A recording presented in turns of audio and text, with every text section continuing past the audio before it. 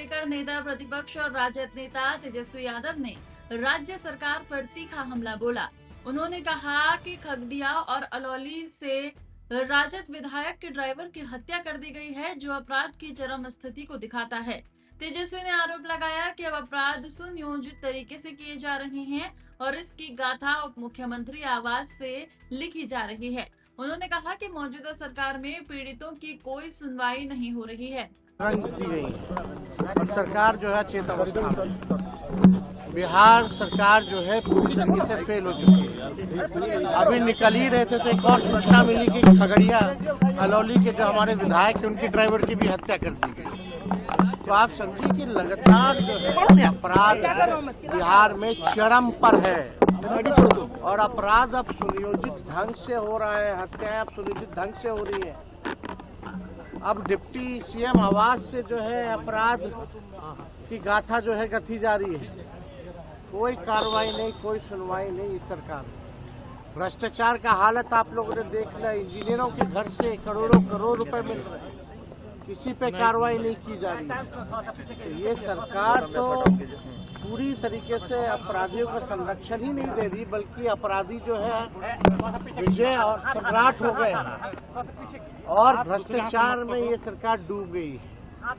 लगातार जो है भ्रष्टाचार थाना ब्लॉक से मुझे लोग परेशान हो चुके हैं सरकार से। सम्राट चौधरी कह रहे हैं कि राघोपुर के व्यक्ति की जो मौत हुई है, फायदा किससे होगा अगर वो चुनाव लड़ते हैं? तो सवाल उठा रहे हैं कि बहुत गंभीरता से घटिया सोच, घटिया सोच है। हत्या हुई है सर और इस तरह का उप मुख्यमंत्री अगर बयान दे रहे हैं तो शर्मनाक है। ये क्या सोच है इन लोगों की, घटिया सोच। जरा सोचो कैसे लोगों के हाथ में सत्ता चली गई है। मतलब वो जस्टिफाई कर रहे हैं कि हत्या हुई है तो हम चुप रहे कि हमको फायदा होगा। क्या घटिया सवाल जो है। ऐसे लोग जो है उप मुख्यमंत्री बन गए, ये लोग लायक हैं क्या? ये इनकी मानसिकता दर्शाती है। जो भी अपराधी है उस पर कार्रवाई होनी चाहिए, लोगों को इंसाफ मिलना चाहिए, न्याय मिलना चाहिए। इसकी बात ना कि क्यों जस्टिफाई कर रहे हैं। क्या प्रकार की सोच है? जहाँ तक इतनी राघोपुर की चिंता है तो बोले अपने यहाँ का प्रधानमंत्री को आकर के लड़ना चुनाव, कौन रुके हुए?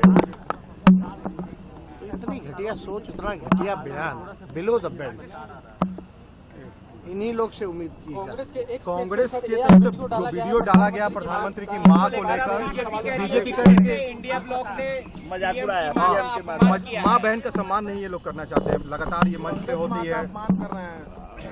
इनके पास कुछ कहने को है, हालांकि हमने वो वीडियो नहीं देखा, ठीक है, लेकिन इन लोगों को अपना हिसाब देने के बजाय जानबूझ के इशू को डाइवर्ट करने का अपना काम भाजपा करती है और कोई नहीं। भाजपा ने जितना अपमानित किया है, नरेंद्र मोदी जी के अपशब्द सब लोगों ने सुने हैं, किसी से छुपा नहीं। तो बिहार के मुख्यमंत्री नीतीश कुमार जी को डीएनए का गाली दी है, इससे बड़ा क्या गाली हो सकता? आप बिहार यात्रा पर निकल रहे हैं एक बार फिर से।